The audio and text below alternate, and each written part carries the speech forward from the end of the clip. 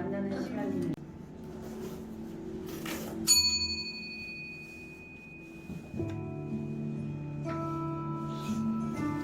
예배는 주님과 만나는 시간입니다. 예배를 드리기 전에 기도로 주님 만날 준비를 하겠습니다. 일주일 동안 감사한 일을 주님께 표현해 보시기 바랍니다.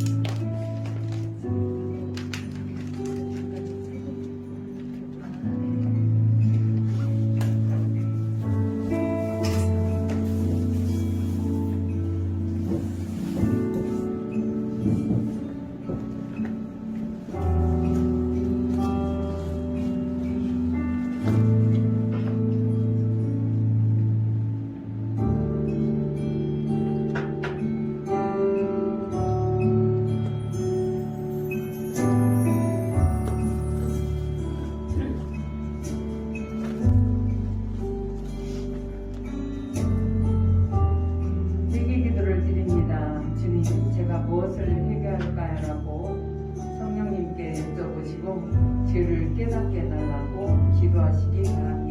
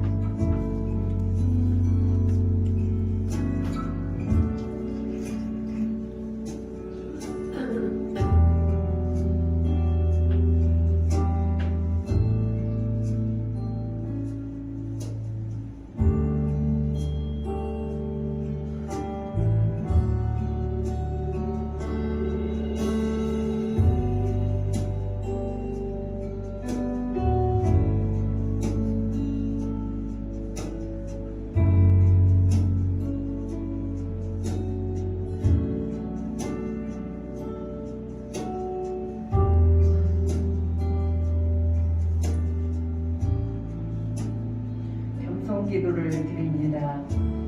화면에 있는 내용을 함께 읽으면서 기도합니다.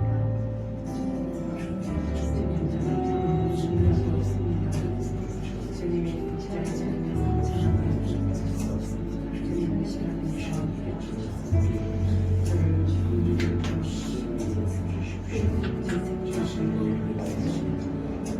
대적 기도를 드립니다. 소리내서 기도합니다. 예수 이름으로 명령합니다. 이 더러운 곳을 하며 예수 이름으로 되어서 예수 이름으로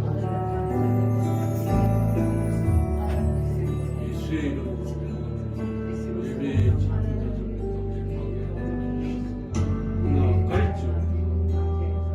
예수의 이름으로 예수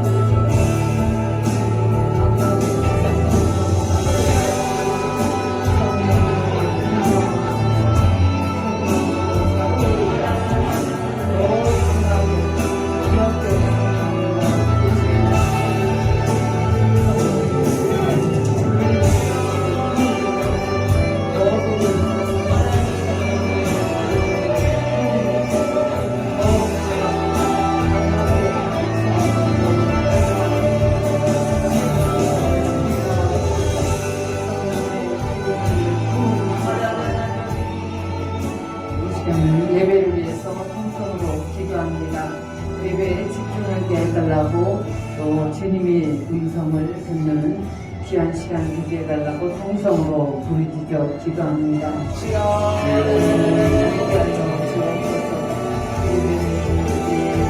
만나게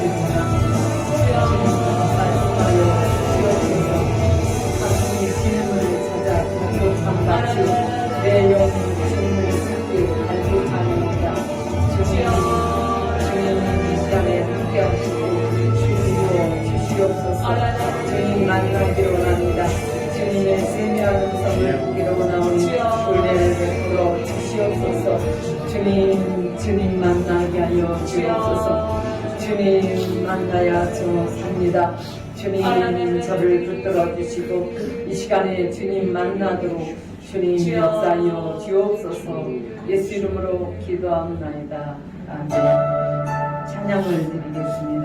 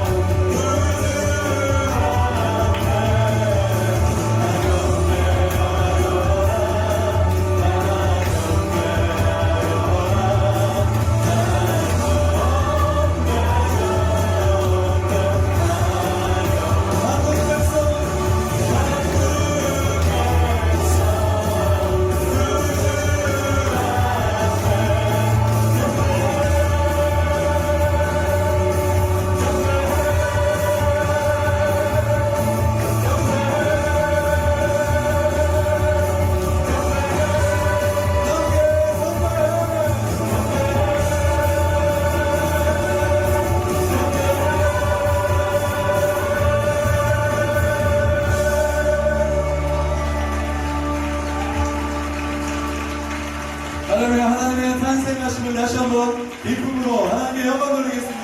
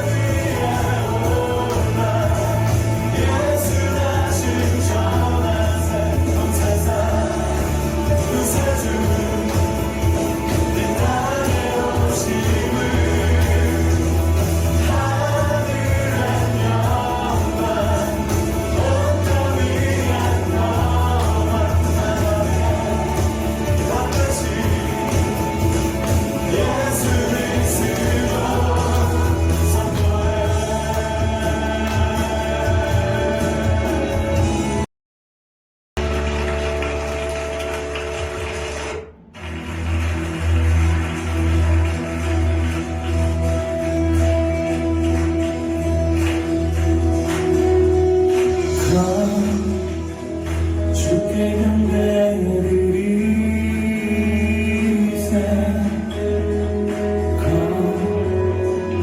우리의 마음을 다해 교소리 무릎 꿇고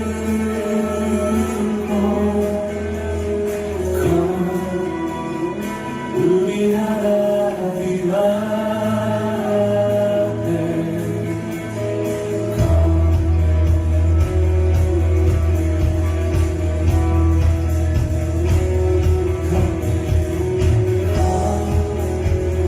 주께 경배드리세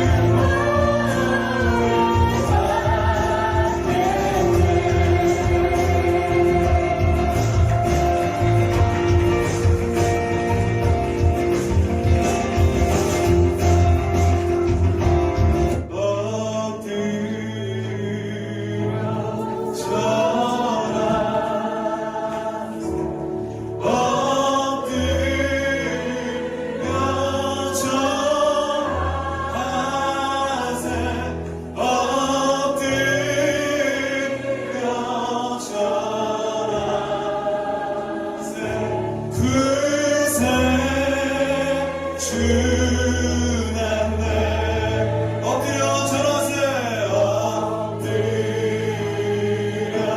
절하세 엎드려 절하세 엎드려 절하 구세주 나네 구세주 자 우리 다시 한번 주님께 엎드려 절하세 엎드려 절하세 엎드려 절하세 구세주 나네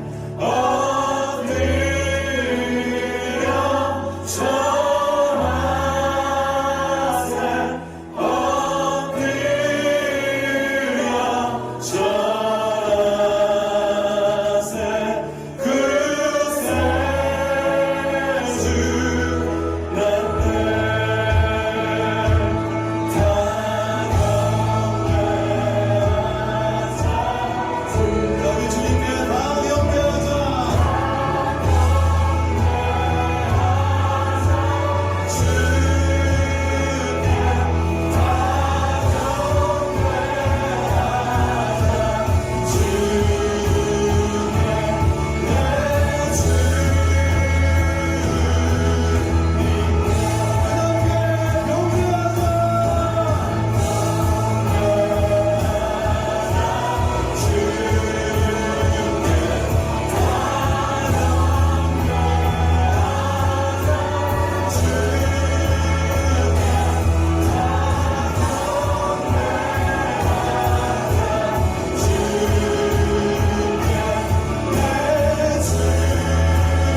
우리 두 손을 높이 들고 손을 내밀치면서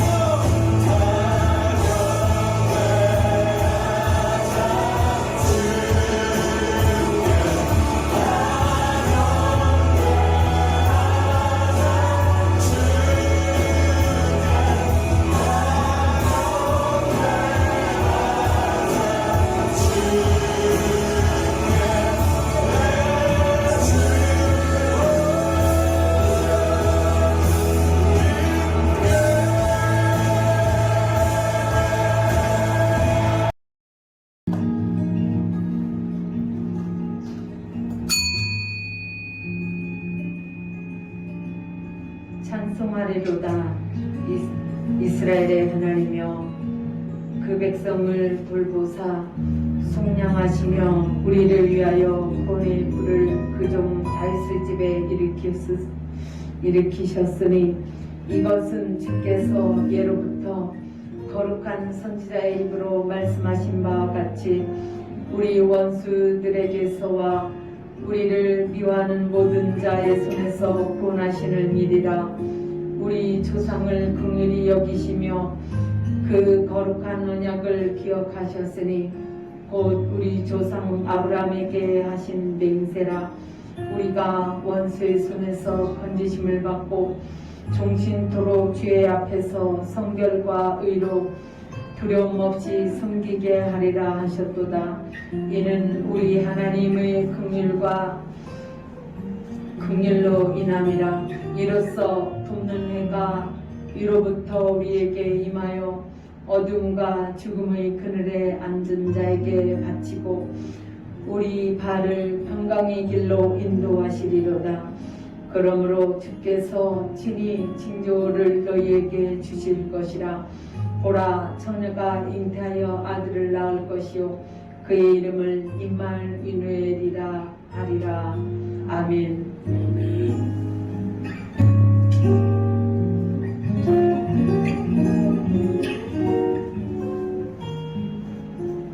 다 함께 사도신경으로 신앙을 고백합니다. 나는 전능하신 아버지 하나님 천지의 창조주를 믿습니다. 나는 그의 자신 아들 우리 주 예수 그리스도를 믿습니다. 그는 성령이 되어 동정한 말에 결정하시고 본토 그들에게 고난을 받아 십자가에 못 박혀 죽으시고 장사된 사흘 죽은 자 가운데서 다시 살아나셨으며 하늘에 오르셔 전능하신 아버지 하나님 천지시다. 거기로부터 살아있는 자와 죽은 자를 심판하러 오십니다.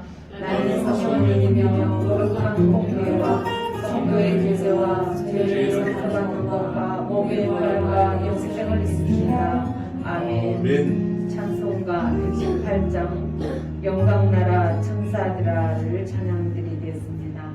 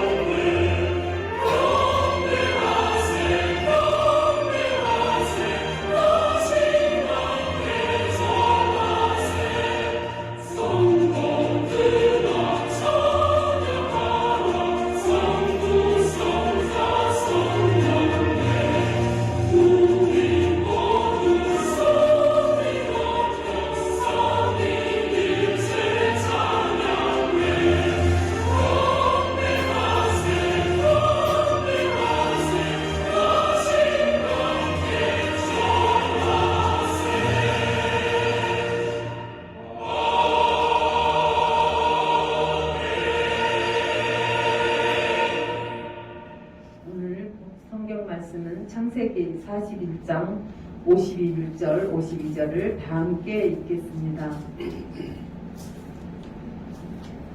요셉이 그의 장남의 이름을 문하세라 했으니 하나님이 이에게 모든 고난과 내 아버지의 원칙을 이루게 벌지 하셨다며 장남의 이름을 에브라임이라 했으니 하나님이 나를 내가 수고한 땅에서 번성하게 하셨다 하였더라. 아멘. 전도사님 나오셔서 말씀을 전해주시겠습니다.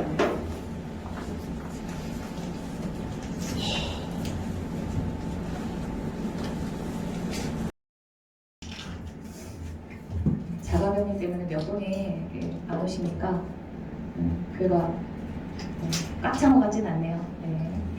주님의 은혜가 우리에게 꽉 차 있습니다. 대신에 바로 제가 순간 좀 당황한 일이 있어가지고 그러네요.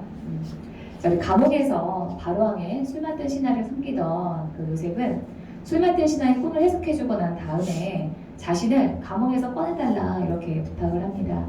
40장 14절 보겠습니다. 시종장께서 잘 되시는 날에 나를 기억하여 주시고 나를 따로 생각해 주시기 바랍니다.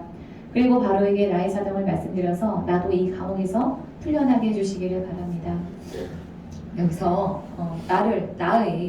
나도 하면서 간절히 부탁했는데 이 신하는 감옥에서 나간 뒤에 요셉을 잊어버립니다. 40장 23절 보겠습니다. 그러나 술잔을 올리는 시종장은 요셉을 기억하지 못하였다. 그는 요셉을 잊고 있었다. 이 술 맡은 신하가 배은망덕해서 그렇게 했을까요?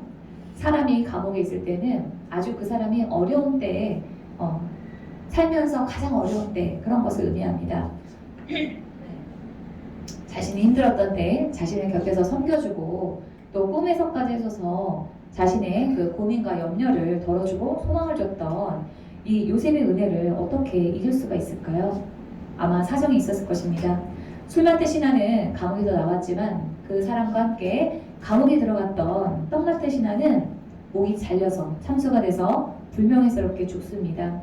떡 맡은 신하가 꿈을 꾸고 요셉에게 해몽을 부탁을 했을 때 40장 19절에서 요셉이 앞으로 사흘이 되면 바로께서 시종장을 불러내서 목을 베고 매다실 터인데 새들이 시종장의 주검을 쪼아 먹을 것입니다 라고 합니다.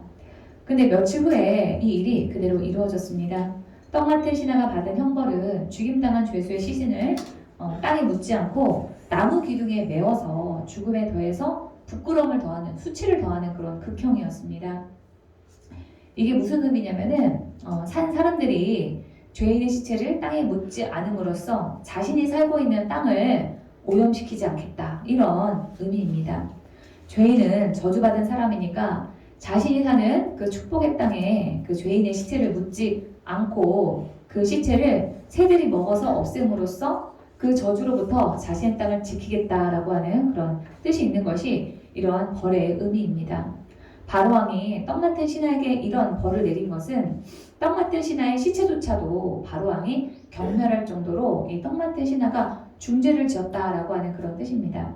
이런 일을 겪은 술 맡은 신하는 떡 맡은 신하와 같은 그런 같은 벌을 받고 죽을 뻔하다가 구사일생으로 전직에 복귀를 했기 때문에 당분간 좀 몸을 사려야 되겠다, 조심해야 되겠다, 이렇게 다짐했을 것입니다. 그런데 이 요셉을 감옥에서 나가게 하려고 하면은 바로왕에게 요셉의 사정을 말해야 되는데, 그러면은 감옥에서 있었던 일부터 얘기를 시작을 해야 됩니다. 제가 감옥에 있었을 때 요셉이라고 하는 청년을 만났는데요, 이렇게 말부터 시작을 해야 되는 거예요. 그러면은 바로왕의 머리에 어떤 생각이 떠오를까요? 술 맡은 신하가 감옥에 들어가게 된 그런 계기가 떠오르게 될 겁니다. 그때 너 술 맡은 신하가 네가 그런 죄를 지었지? 근데 거기서 요셉이라는 사람을 만났다고? 이렇게 얘기하면서 술 맡은 신하의 과거의 그 죄가 떠오를 거예요.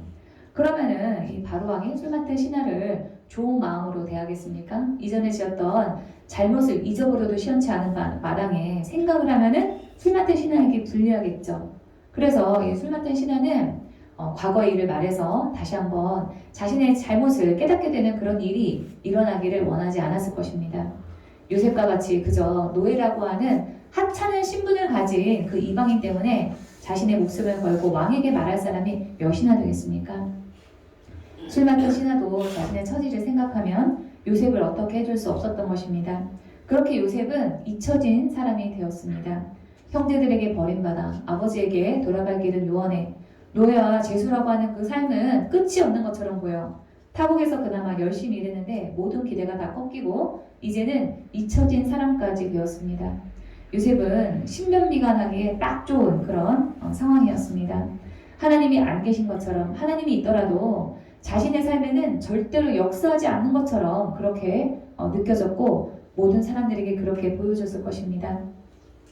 우리는 요셉이 노예와 같이 또 이 억울한 죄수로 개고생을 하다가 나중에 총리가 되었던 그 결말을 알고 있으니까 요셉이 잊혀졌던 그 2년의 시간이 우리에게 크게 다가오지 않지만 당사자였던 그 요셉은 그렇지 않았을 것입니다. 예를 들어 우리에게 5년만 있으면 500억이 생길 일이 확실하게 예정이 되어 있다라고 칩시다.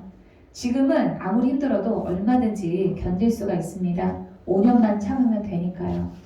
그러나 요셉이 잊혀진 시간 2년은 아무 소망이 없는 그런 시간이었습니다. 20대를 한참 즐겨야 될 잘생긴 청년이 감옥에 있으면서 그 생활이 언제 끝난지 모른다면은 요셉이 이 사람들에게 잊혀졌던 그 2년의 시간은 아마 요셉이 느끼기에는 200년처럼 아마 그렇게 느껴졌을 것입니다. 저 같으면은 그 시간을 못 견딜 것 같아요. 아무리 안 좋은 상황이 되었더라도 소망이 없어서 앞이 보이지 않는 것과 같은 그런 상황 가운데서도 그러나 하나님께서는 우리의 삶에 역사하고 계십니다. 그 사실이 창세기 41장 1절에서 드러납니다. 그로부터 만 2년이 지나서 바로가 꿈을 꾸었다. 우리가 꾸는 이 보통의 객꿈과는 달리 성경에 나오는 꿈은 하나님께서 우리에게 주시는 그런 그 사람들에게 주시는 그런 계시입니다. 꿈은 사람의 활동이 멈춘 자는 동안에 꾸는 것이기 때문에 사람이 마음대로 꿀 수가 없어요. 하나님께서 꾸게 해주시는 겁니다. 바로가 꿈을 꿨는데 그 꿈을 해석할 사람이 없다는 것은 하나님께서 하신 일입니다. 요셉이 아니면은 해결하지 못하는 상황이 되도록 하나님께서 일하신 것입니다. 하나님이 요셉을 위해서 일하신 것을 이 바로왕의 꿈을 통해서 알 수가 있습니다. 이 요셉에 대한 이야기는 소년 시절에 요셉이 꿨던 꿈으로 시작을 해서 또 신하들의 그 꿈 이야기에서 다시 바로왕의 꿈으로까지 이렇게 꿈에서 꿈으로 이렇게 이어집니다. 요셉의 인생에 나타난 꿈은 두 가지 의미를 우리에게 주고 있습니다. 첫 번째는 하나님이 우리의 삶을 이끌고 계신다라고 하는 사실입니다. 하나님이 요셉의 인생에서 본인이 또는 주변의 사람들이 꿈을 꾸게 하신 것은 요셉의 운명이 또는 사람들의 그 운명이 하나님에게 있다. 하나님이 요셉과 모든 사람들의 삶을 주관하고 계신다라고 하는 그 사실을 드러내고 있습니다.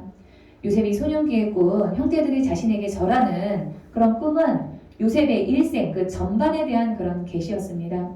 술 맡은 또 떡 맡은 신하들의 그 꿈도 그 사람들의 운명에 관한 그런 꿈이었습니다. 바로왕이 꾼 풍년과 흉년에 관한 꿈은 나라의 그 운명에 관한 그런 꿈이었습니다. 하나님은 이렇게 우리 인간의 삶을 주관하고 계십니다. 두 번째로 요셉의 인생에서 나타나는 꿈은 우리의 삶의 버팀목이자 인도자는 하나님이다라고 하는 그런 사실을 알려줍니다. 아버지 집에 있을 때 10대에 꿨던 그 꿈은 요셉으로 하여금 노예와 죄수의 그 삶을 견디게 했습니다. 죄수가 되었을 때 만난 술 맡은 신하와 떡 맡은 신하의 꿈은 요셉을 바로 왕에게로 인도했습니다. 또 바로 왕의 풍년과 흉년에 관한 꿈은 요셉을 총리로 만들어줬습니다. 이 꿈은 오늘날 하나님의 계시로 바꿀 수가 있어요. 하나님은 오늘날에도 우리에게 자신의 뜻을 가르쳐 주시면서 우리로 하여금 현실의 어려움을 이기게 하시고 우리가 가야 할 삶의 방향을 인도해 주십니다. 저는 10년 전에 하나님이 저를 사역자로 부르셨다라고 하는 그런 하나님의 음성을 듣고 환상을 봤습니다. 하나님이 요셉에게 꿈을 꾸게 하신 것처럼 저에게도 하나님의 그 일생 전반에 대한 그런 저에게 계시를 준 거예요. 이후 저에게 사역의 길이 열렸고 5년 전에는 교회를 세우라라고 하는 그 하나님의 인도를 따라서 교회를 개척하면서 사람들이 기도와 묵상을 통해 주님의 인도를 받는 사람이 될 수 있도록 돕는 일을 하게 되었습니다. 그 과정에서 많은 어려움이 있었습니다. 요셉처럼 한참 꽃다운 나이에 인생을 주님께 드리면서 이 지하 기도실에서 혼자 그 시간을 보내는 일이 쉽지 않았어요. 요셉이 노예로 감옥에 있는 그 시간이 저는 절실하게 이해가 됩니다. 하나님은 왜 나를 이 기도실 캄캄한데 나를 처박아 두시나 하는 그런 원망을 안 한 것도 아니에요. 하지만은 하나님이 지금까지 저의 그 삶의 순간순간마다 말씀하신 그 음성, 그 하나님의 계시가 있었기 때문에 제가 지금 이 시간까지 버틸 수가 있었습니다. 하나님이 우리의 삶을 이끌고 계신다. 우리의 삶을 인도하시고 하나님이 우리를 버티게 하신다라고 하는 그 요셉의 꿈의 의미를 그러면 우리는 우리의 삶 가운데서 어떻게 적용해야만 할까요? 첫 번째로 하나님은 내 꿈과 계획을 이뤄주시는 분이 아니라 당신의 계획과 뜻을 이루는 존재로 우리를 부르셨다라고 하는 그 사실을 우리가 알아야 합니다. 두 번째는 힘들 때마다 하나님의 뜻이 어디 있는가를 찾고 그 하나님의 뜻을 이루실 것을 신뢰해야 한다라고 하는 것입니다. 사회에서뿐만 아니라 교회에서도 목표를 가져라, 꿈을 꿔라, 비전을 품어라 이렇게 말합니다. 꿈을 가지고 하나님이 그 꿈을 이루어질 것을 믿으면 꿈대로 된다라고 하는 그런 말이 많습니다. 하지만은 우리가 그 인생을 계획한다고 해서 내가 계획한 대로 또 내가 뜻한 대로 되던가요? 계획과 뜻이 이루어지기는커녕 전혀 원하지 않는 일로 우리는 때때로 괴로움을 당하기도 합니다. 세상은 하나님이 정하신 대로 흘러갑니다. 우리의 뜻과 계획대로가 아니라 하나님이 뜻하신 대로 이루어집니다. 잠언 16장 9절에서는 사람이 마음으로 자기의 앞길을 계획하지만 그 발걸음을 인도하시는 분은 주님이시다라고 분명하게 말하고 있습니다. 요셉이 이집트의 총리가 되었지만은 총리가 되는 것은 요셉의 꿈도 목표도 비전도 아니었습니다. 아니 언감생심 그런 꿈을 꿀 수 있는 그런 처지도 아니었어요. 이집트에서 멀리 떨어진 가나안에 살던 소년일 때나 또 이집트에 끌려와서 노예나 그 죄수의 삶을 살 때나 요셉이 총리가 되리라고는 요셉 본인도 요셉 주변에 있는 어떤 사람도 상상하지도 못했습니다. 요셉이 청소년기에 사람들이 자신을 섬기리라고 하는 그 꿈을 꿨던 것은 하나님에 의해서 주어진 그런 꿈이었습니다. 하나님이 계획한 그 요셉의 삶을 하나님께서 요셉에게 꿈으로 계시로 알려주신 것입니다.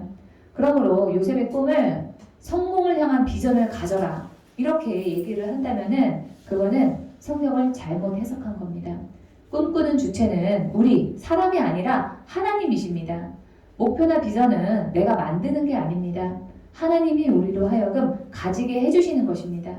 물론 사람들에게는 저마다 이루고자 하는 꿈이 있고 목표가 있습니다. 하지만 우리가 하나님을 사람의 꿈과 목표를 이뤄주는 분으로 여기는 것은 문제가 있습니다. 내가 어떤 계획하고 있는 것을 하나님이 이루어주시는 그런 분으로 생각하는 것도 물론 맞죠. 그러나 그것이 다 전부는 아니라고 하는 것입니다.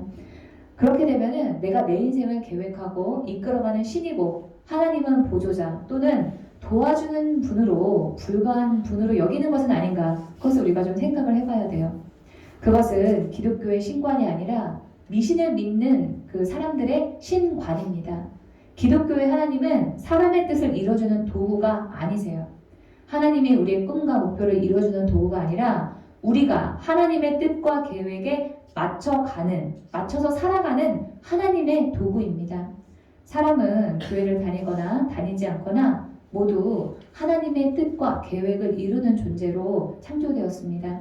하나님 앞에서는 악인조차도 그 존재의 이유와 쓰임새가 있다라고 성경에서는 말하고 있습니다. 그래서 지혜로운 사람은 하나님의 계획과 뜻을 알고자 하고 그 알은 그 하나님의 뜻과 계획을 이루기 위해서 쫓아서 살아가는 그런 사람입니다. 제가 20대, 30대에 꿈꾸고 계획했던 일들이 50을 잡으러 가는 제 나이에 생각을 해보면은 제 인생에서 마음대로 이루어진 게 하나도 없는 것 같아요. 저는 원래 그 현모양처를 꿈꿨거든요. 제가 가장 잘하는 일이 살림이기 때문에 아기 낳고 살림하면서 좀 재밌게 살았으면 좋겠다 하는 그런 소망이 있었어요. 그런데 그것이 이루어지지 않았죠. 그렇다고 해서 제가 실패했다고 생각하는가? 그렇지 않습니다. 내 마음대로 되지 않는 그런 인생의 실패를 통해서 저는 하나님이 저의 삶을 주관하시고 인도하시고 이끄신다라고 하는 그런 사실을 경험했기에 제가 감사하고 현재 제가 하나님의 뜻을 쫓아서 기도하고 묵상하면서 가고 있기 때문에 실패한 인생이 아니다라고 자부합니다.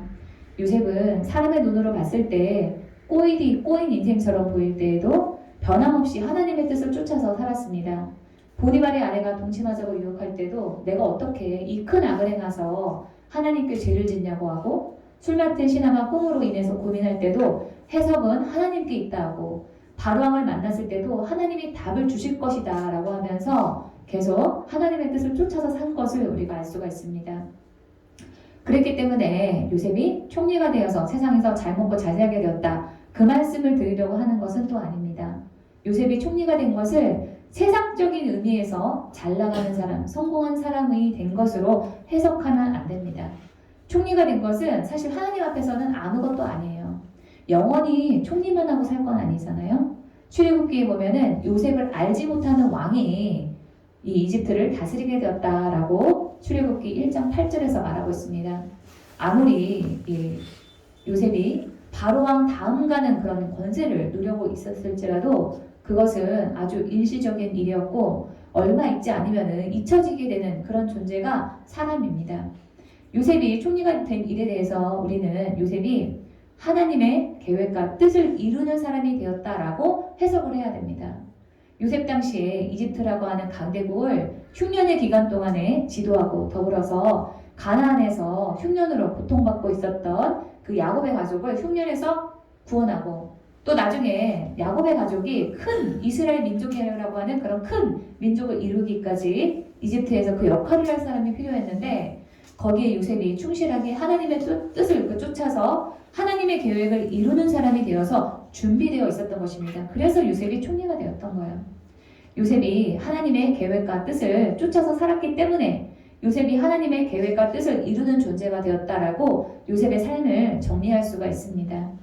요나단은 이스라엘의 초대 왕 사울의 아들로서 가만히 있기만 하면은 아버지의 왕위를 물려받아서 자신이 왕이 되는 것이었습니다.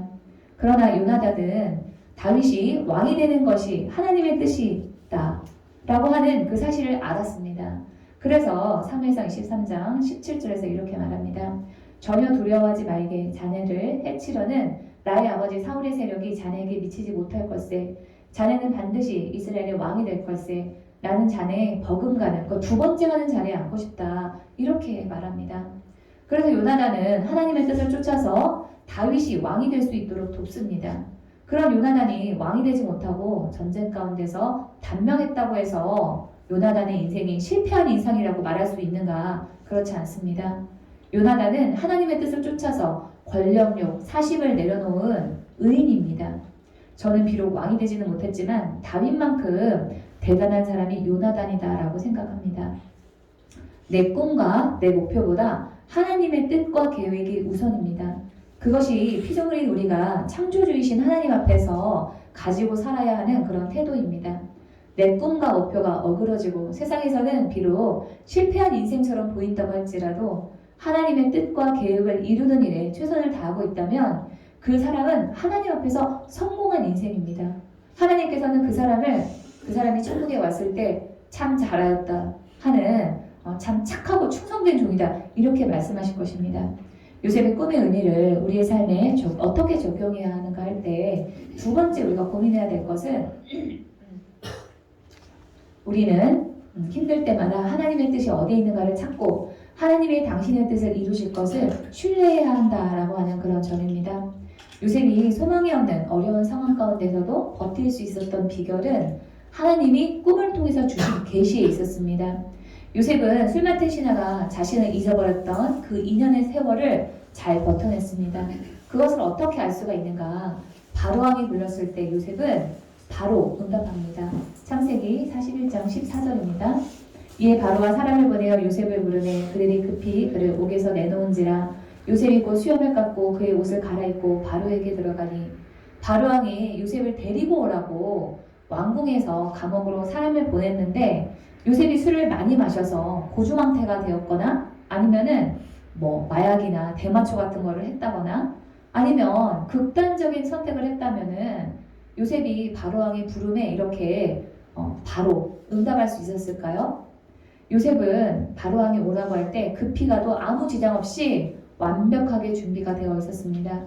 요셉은 바로왕 앞에서도 전혀 또 긴장하지 않고 꿈 때문에 고민하고 있는 바로를 편안하게 해줍니다.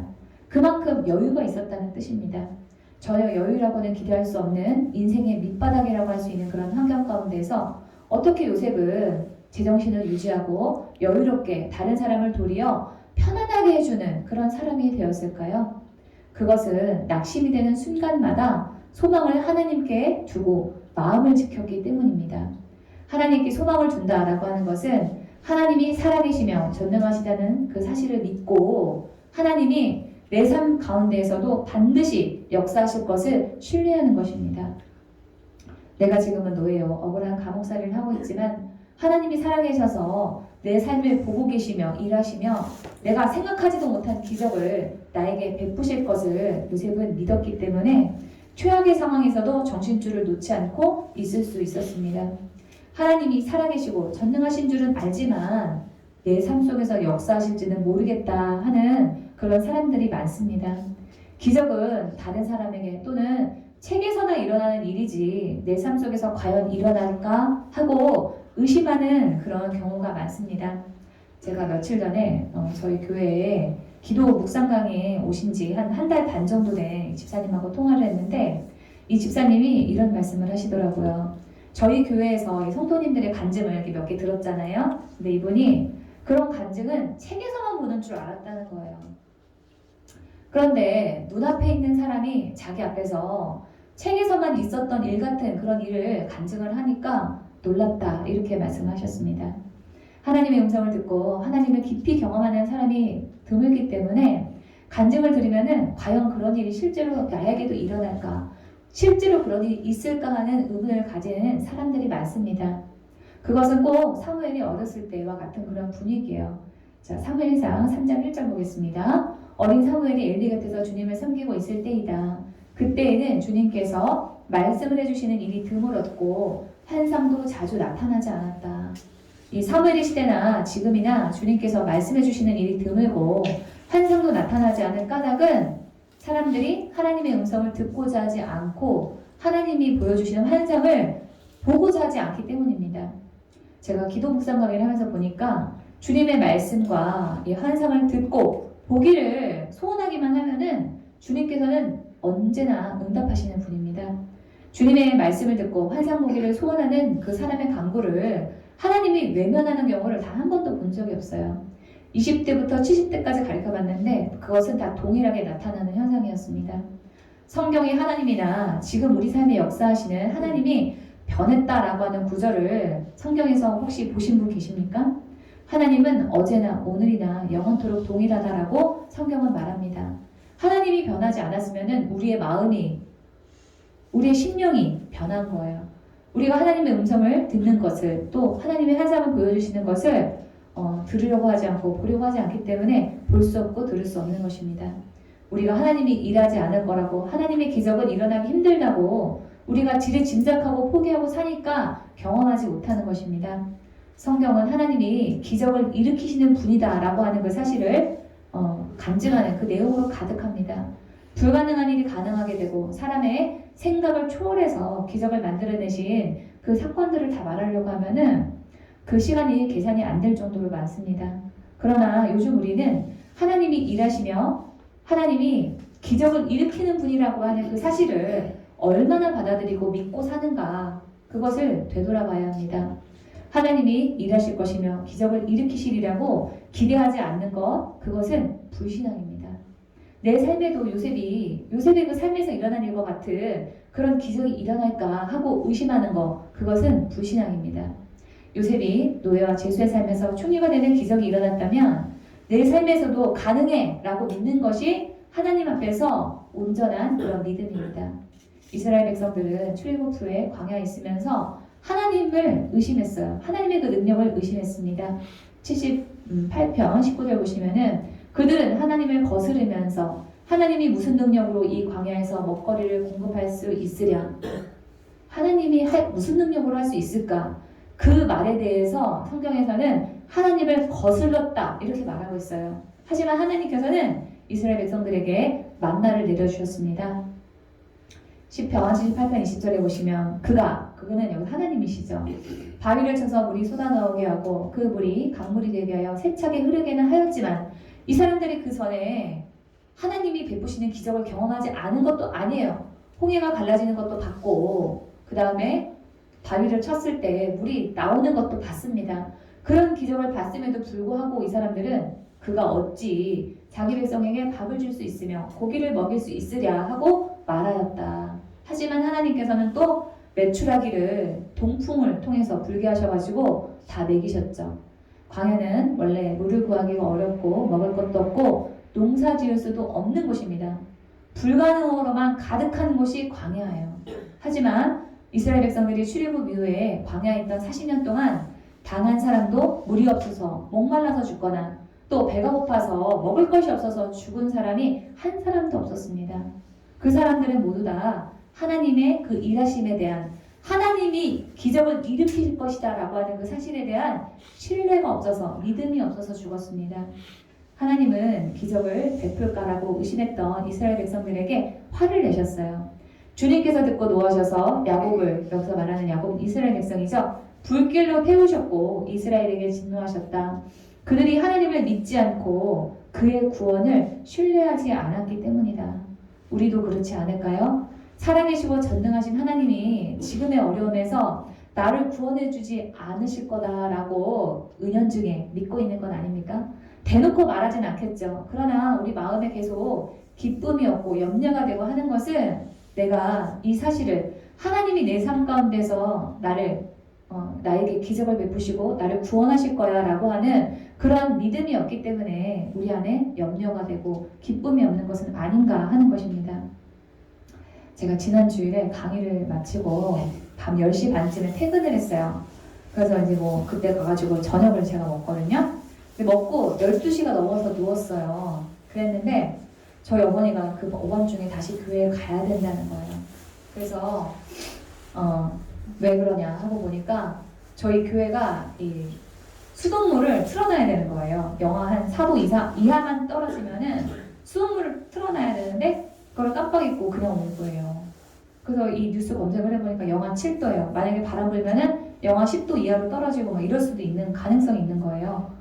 그래서 이 새벽 1시가 다 됐는데 그래서 다 씻고 다 누웠는데 저희 어머니가 교회 가야 되겠다 그러시니까 제가 얼마나 마음이 어렵겠습니까? 그렇다고 밤 1시가 됐는데 저희 어머니를 혼자 갔다 오시라고 할 수도 없고 그래서 제가 그 자리에 누워가지고 하나님께 물어봤어요. 하나님 그 수돗물 틀러 가야 돼요? 말아야 돼요? 이렇게 물어봤는데 하나님이 저한테 가지 말라는 거야. 괜찮다. 그렇게 하셔가지고 제가 안 갔어요. 그런데 물 잘 나오지요. 그래서 제가 그 일을 겪으면서 또 하나님의 은혜를 경험했구나 그러고 있었습니다. 근데 그 일이 있고 난 다음에 이틀이 지나서 제가 아침에 기도하고 집에 가는데 제 마음이 그렇게 헛헛한 거예요. 그래서 이 기도는 호흡이니까 안 하면은 안 되겠어서 살 수가 없으니까 하고는 돌아가지만 하나님의 약속은 더디 이루어지는 것만 같은 그런 답답함이 제 안에 있었습니다. 그래서 그거를 걱정하면서 저도 모르게 가면서 한숨을 쉬면서 이렇게 길을 걸어가고 있었어요. 근데 주님이 저에게 딱 그러시는 거예요. 너는 왜 수돗물이 어는 것과 같은 그런 작은 일만 나에게 기대하느냐? 너는 왜 나에게 작은 일만 기대하느냐? 내가 너에게 예수님도 줬는데 너에게 더 큰 것도 주시리라고 왜 기대하지 않느냐? 그렇게 말씀하셨습니다. 제가 이 교회에 수돗물이 어는 것 같은 그런 작은 문제 하나 해결하는 것은 하나님이 응답해 주시리라고 기대하면서 하나님이 더 크고 놀라운 기적을 이뤄주시는 분이라고 하는 그 사실에 대한 기대는 하지 않은 게 저에게 불신앙이다 이렇게 지적해 주셨습니다. 여러분은 여러분이 지금 하는 일에 대해서 자녀에 대해서 하나님이 여러분에게 주신 사명에 대해서 교회에 대해서 여러분의 일생 전반에 대해서 하나님이 어떤 일을 하시리라고 기대하고 계십니까? 혹시 내 삶은 아무 변화도 없을 거야. 나는 그냥 이대로 살다가 죽을 것만 같아서 낙심하고 불안하고 두렵지 않으십니까? 하나님을 믿고 순종하는 우리에게는 극적인 구원과 회복이 있습니다. 네, 오늘 우리 함께 선포해 보겠습니다. 하나님을 믿고 순종하는 우리에게는 극적인 구원과 회복이 있다. 하나님은 지금도 나를 위해 일하고 계신다. 네, 요셉에게 일어난 일은 요셉만의 일이 아닙니다. 하나님이 요셉의 삶에서 일어난 일과 같은 동일한 일이 하나님을 섬기는 내 삶 가운데서도 일어난다고 믿는 우리 모두에게 동일하게 일어나는 그런 일입니다. 오늘 성탄 감사 예배를 드리기 때문에 제가 요셉에 대한 설교를 좀 뒤로 몰아놓고 예수님에 대한 설교를 할까 이렇게 생각을 했는데 하나님이 요셉의 이야기를 더 하라고 하는 그런 마음을 주셔서 요셉의 이야기를 준비했습니다. 왜냐하면은 요셉의 삶에 예수님의 삶이 오버랩되기 때문입니다.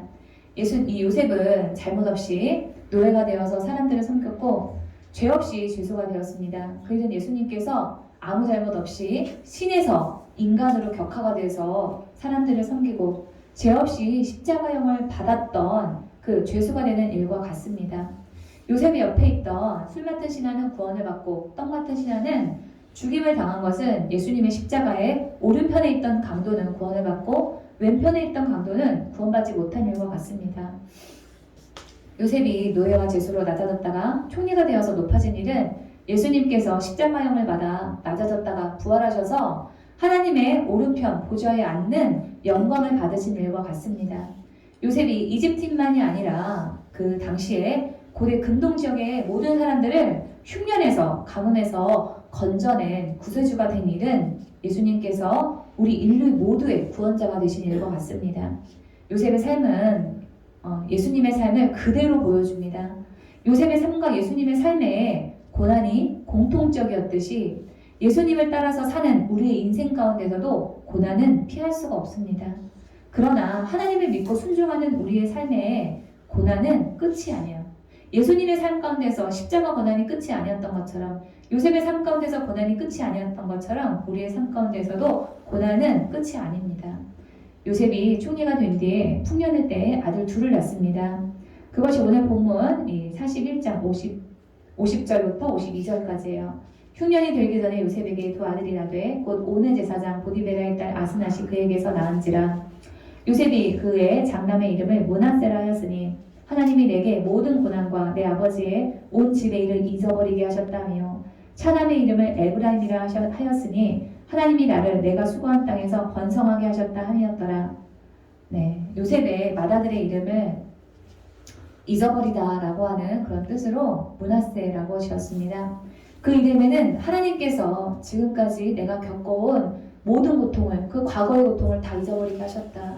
또 과거에 형제들을 통해서 받았던 그 상처와 아픈 기억을 내려놓고 모든 시름을 잊게 하셨다라고 하는 그런 고백이 들어있습니다. 또 둘째 아들을 낳고는 그 아들의 이름을 자식을 주시다라고 하는 뜻으로 에브라임이라고 지었습니다. 아들의 이름을 통해서 요셉은 고통스럽게 지내던 이 이집트 땅에서, 이 땅에서 하나님께서 나를 번영하게 해주셨다라고 했습니다. 제가 이 두 구절을 읽는데 제 마음에 크게 와닿았어요. 하나님이 나를 지금 고통 가운데 있게 하셨지만은 이 고난이 지나가고 나면 내가 이 고백을, 므낫세와 에브라임의 고백을 하나님께 올려드리기를 하나님께서 원하시는구나 라고 하는 그런 감동이 있었습니다. 하나님이 일하시기 때문에 하나님께 소망을 두고 포기하지 마시기 바랍니다. 하나님은 우리를 영영 내버려두는 그런 분이 아니에요. 우리의 삶 가운데도 므낫세와 에브라임의 고백이 있기를 하나님께서는 원하시고 계획하고 계십니다. 하나님은 우리 모두의 삶에 요셉과 같은 감사의 고백이 있기를 원하십니다. 하나님의 뜻과 계획에 온전히 순종해서 과거의 고통을 잊어버릴 만큼 하나님이 번성하게 해주셨다라고 했던 그 요셉의 고백이 우리 모두의 고백이 되기를 주님의 이름으로 축원합니다.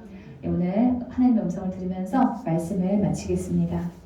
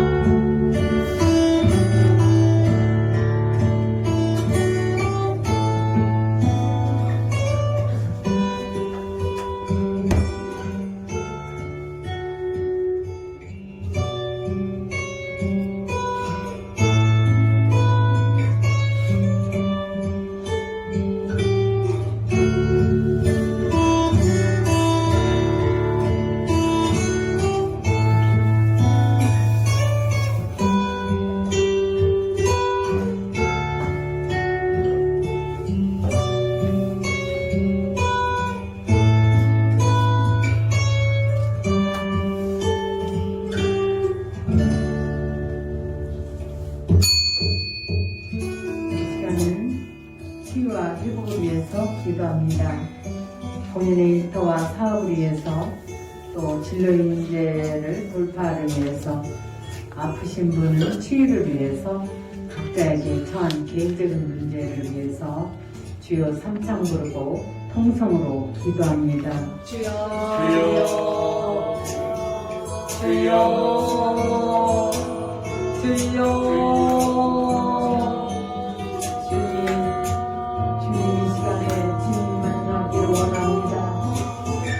말씀하시는 주님을 대면하기를 원하오니 은혜를 베풀어 주시옵소서.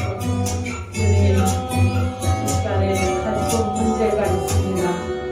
주님 발 앞에 내려놓습니다. 주님, 저는 이 문제를 해결할 수가 없습니다.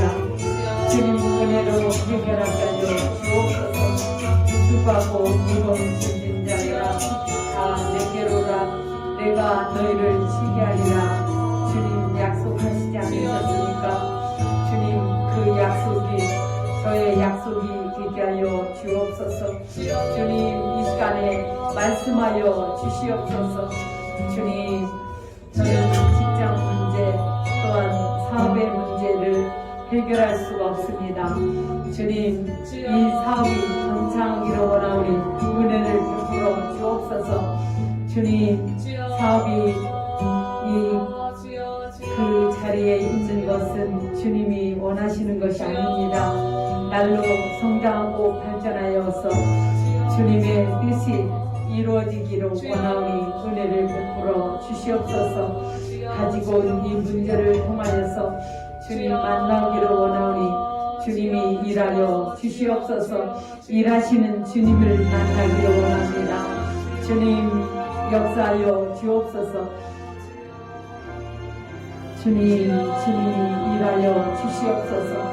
가지고 온 문제가 변하여 축복이 되게 하여 주옵소서. 주님 이 문제를 통해서 주님 만나기를 원하오니 은혜를 베풀어 주시옵소서. 영광 받으시기를 원하오니 은혜를 베풀어 주시옵소서. 예수 이름으로 감사하며 기도하옵나이다. 아멘. 이 시간은 질병이 있으신 분은 아픈 부위에 손을 얹고 함께 기도하시고요. 또 지혜를 받기 원하시는 분은 머리에 손을 얹고 기도하시고, 주님 앞에 위로받기 원하시는 분은 주님 가슴에 손을 얹고 기도하시고, 문제가 있으신 분도 그 문제를 해결받기 위해서 주님 앞에 가슴에 손을 얹고 함께 기도합니다. 지금도 살아 역사하시는 좋으신 아버지, 은혜와 사랑 가운데 저희들을 여기까지 인도하시고 축복하시는 은혜를 감사합니다. 주님, 가지고 문제, 질병의 문제가 있습니다. 나 여호와는 치료의 하나님이라 주님 약속하신 그 약속대로 주님 이 시간에 고쳐주시고 회복시켜 주시옵소서. 예수께서 채찍에 맞음으로 너희가 나음을 입었다 주님 약속했습니다. 주님께서 이 질병을 짊어져 주시고 깨끗이 치료하여 주옵소서. 주님 지혜를 받기 원합니다. 주님 머리에 손을 얹은 자마다 주님의 지혜의 영을 부어 주시옵소서. 주님 마음이 상하여 주님의 위로가 필요합니다. 주님이 위로하여 주시옵소서. 가지고 온 문제를 해결받기를 원하오니 이 시간에 응답하여 주시옵소서. 예수 이름으로 기도하옵나이다. 아멘. 광고가 있습니다. 돌아오는 토요일 25일 성탄절에는 교회 행사가 없습니다. 구원을 위해 이 땅에 오신 예수님을 깊이 묵상하면서 가족과 함께 기쁘게 보내시기 바랍니다. 다음 주일 예배는 기도실에서 드립니다. 찬송가 111장 귀중한 보배압을 찬양하면서 주님께 준비한 예물을 드리도록 하겠습니다.